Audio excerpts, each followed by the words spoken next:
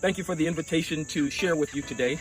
I'm actually going to be sharing a video from a message that I spoke on the commemoration, the 50th anniversary of the assassination of Dr. Martin Luther King. The message was entitled, "Out of a Mountain of Despair, a Stone of Hope," which is actually the inscription on the National Memorial for Dr. King in Washington, D.C. As you view and listen to this message, my call to action, my challenge for you is to consider yourselves. Dr. King was a student and a young man when he was seized by history. And I'm just stubborn enough to believe in the midst of the despair that we have, whether it's the pandemic or social unrest, the political climate that faces both our country and our world, that a contribution can still be made by each of us. We do commemorate the passing of Dr. Martin Luther King, which happened 50 years ago tonight. But it's hopeful because he spoke of a hope that was far greater than himself. And when I think about Dr. King, I think about the fact that he literally gave his life to serve others. And oftentimes we create heroes and sheroes out of folks, but in reality, Dr. King was really just a person like you and I, a person that at the age of 15, he had already suffered from so much depression that he actually attempted suicide twice. And so tonight, I want to honor him, to suggest that we are locked in solidarity, the opportunity to carry out that dream.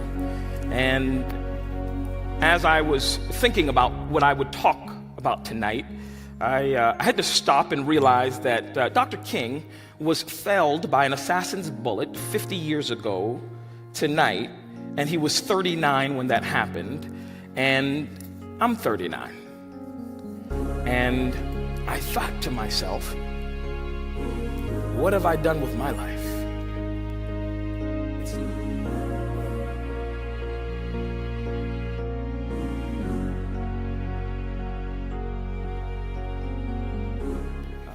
Dr. King decided that he would give his life to the cause of racial equity, racial justice, human rights, what we at the time called civil rights in America. And I just want to give a brief timeline just to catch us all up. It really started in 1954 when Dr. King became pastor of Dexter Avenue Baptist Church in Montgomery, Alabama. Young 20-something, now he's the pastor. And there were a couple of catalytic events that really spurred him into being seized by history.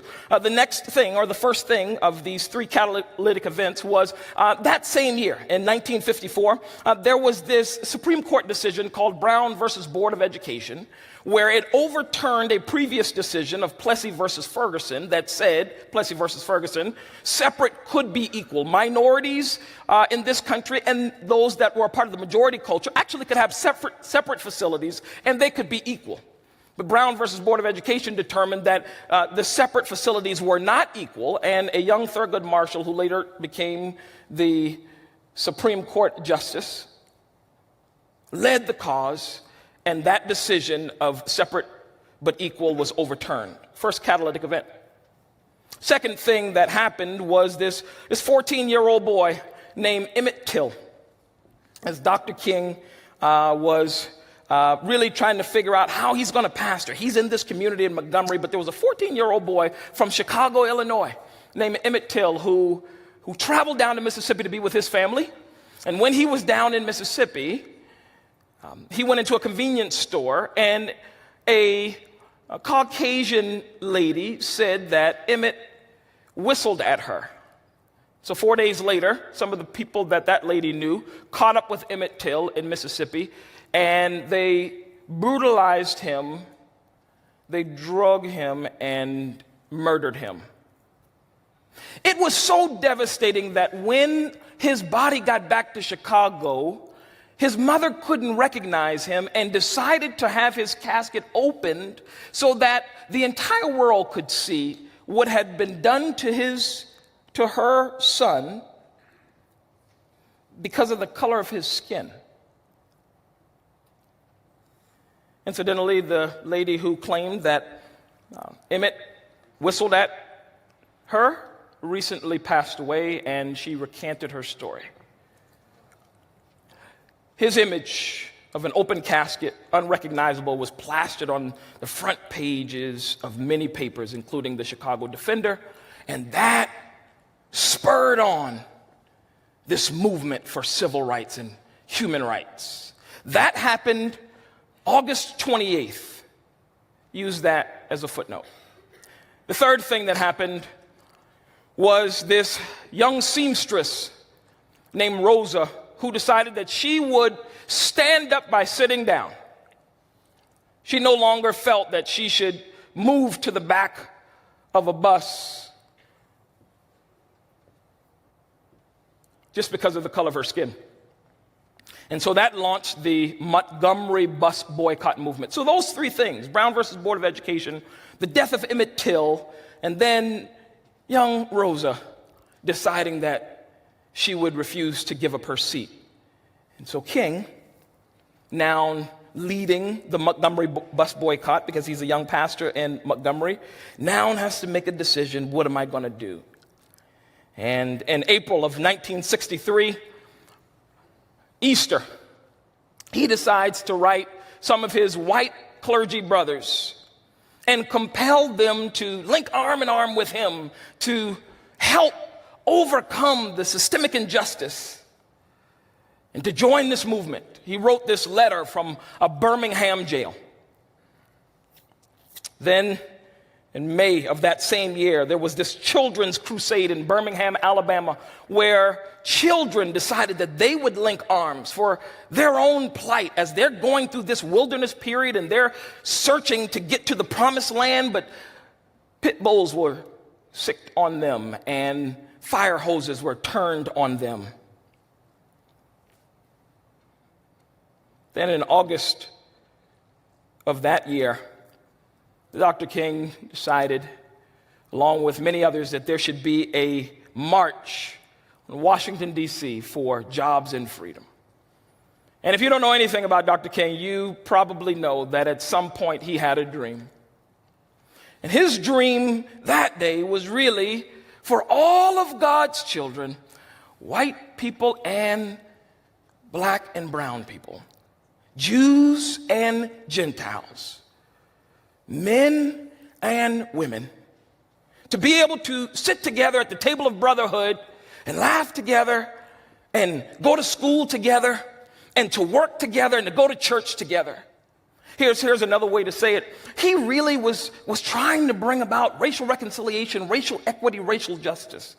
And as I really understand this whole concept of racism, it's based in America on someone's skin and ethnicity, and skin is all a farce. This concept of race, it's not true, it's a farce.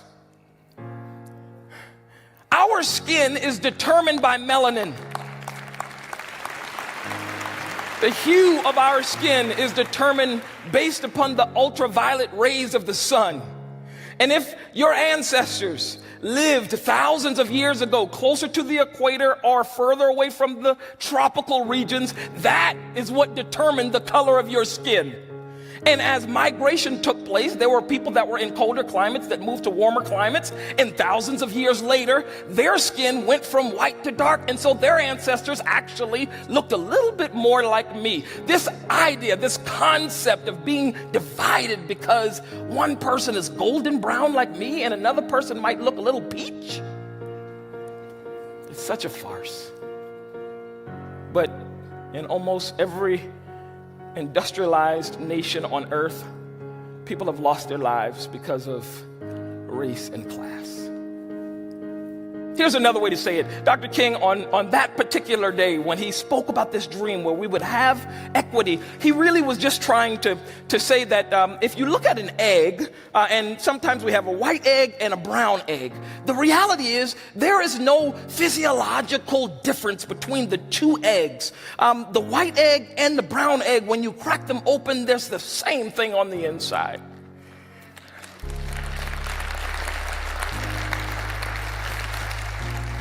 Now, brown and red chickens, they hatch brown eggs, and the white chickens, they hatch the white eggs. And sometimes when we go to the grocer, the brown eggs are a little bit more expensive, but that's only because the brown chickens, they often eat a little bit more because their food tastes a little better. And it's often seasoned a little better, you know, with a little... you guys get the point. And so they pass that cost along to the consumer, but there's no difference on the inside. Here's what Dr. King was really saying, as I understood it. He really was saying that there are three levels of equality versus equity. On this first side, you see that everyone can't see the field. And it's because there's a person that has a little bit more of a privilege than the other person. And so the people that say that we should all have the same box, that's equality. And it seems like it's the right thing. But if at the end of the day, everybody still doesn't have access to the field, that doesn't work for the people that aren't privileged. The second one is justice.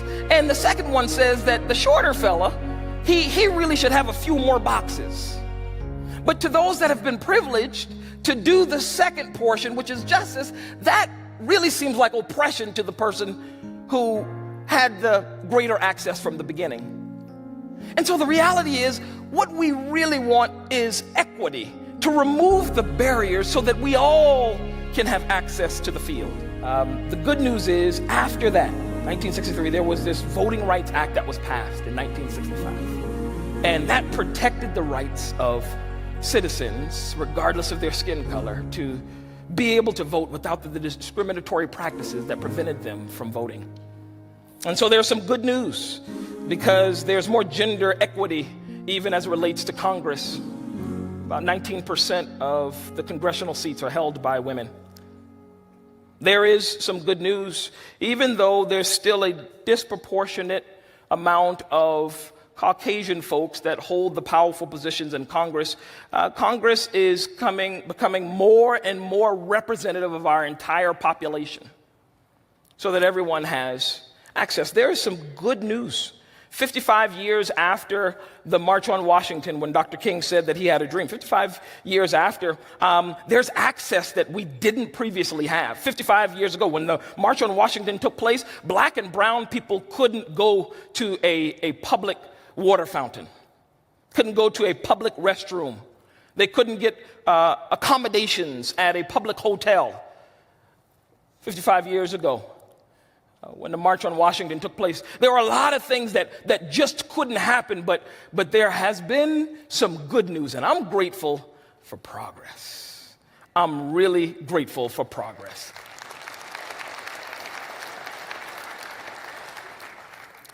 Today, 91% of Americans support criminal justice reform because we realize that we are living in the most incarcerated nation on earth, and it really should not be. And the majority of people that are incarcerated are black and brown people, far more affected than any other race.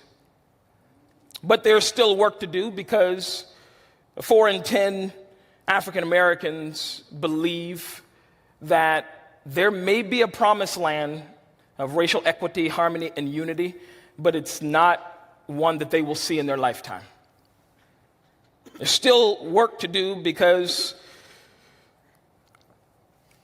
stats suggest that by the year 2044, the majority of Americans will be what's considered now to be the minority class. And even though the majority of Americans will be minority by 2044, the wealth gap in America is so exaggerated that 10 years later, 2050s, that the median household wealth for African Americans will actually be zero. Here's a chart that shows the trajectory of where it is now. The median household wealth by race and ethnicity. Just looking at Latino Americans and African Americans as compared to our white brothers and sisters. There's still work to do. And the trajectory shows that by 2050, the wealth for African Americans will be zero, and a few years later for our Latinx brothers and sisters, it will be zero. There's work to do. And so, if you say, what can I do to link arm in arm with Dr. King and his dream, here are 4 B's that I want to give you.